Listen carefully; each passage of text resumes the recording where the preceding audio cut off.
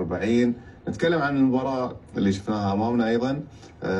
شفنا سيطرة المنتخب اليمني على كثير من أوقات المباراة وأجزاء الملعب. هدف برأيي الشخصي وبرأيي يمكن كل من تابع أنه هدف شرعي سليم، لم يحتسب للمنتخب اليمني. حرم لاعبو اليمن طبعا من فرحة التقدم على الأقل والعودة لغرف الملابس بهدف يعطيهم أفضلية على الأقل أو ترجمة السيطرة إلى صدارة المجموعة. أعتقد أنه قدم شوط جدا ممتاز بالنسبة للمنتخب اليمني من ناحية هذا الهدف يعني نشوفه. نعم. ونأكد أيضا على ما قلناه.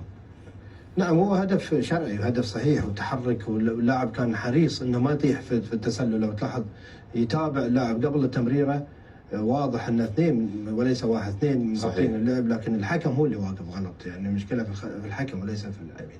لكن جمله جدا ممتازه، تحرك بدون كره، تأني من لاعب حامل الكره، يعرف هدف شرعي يعني غريب، هدف شرعي.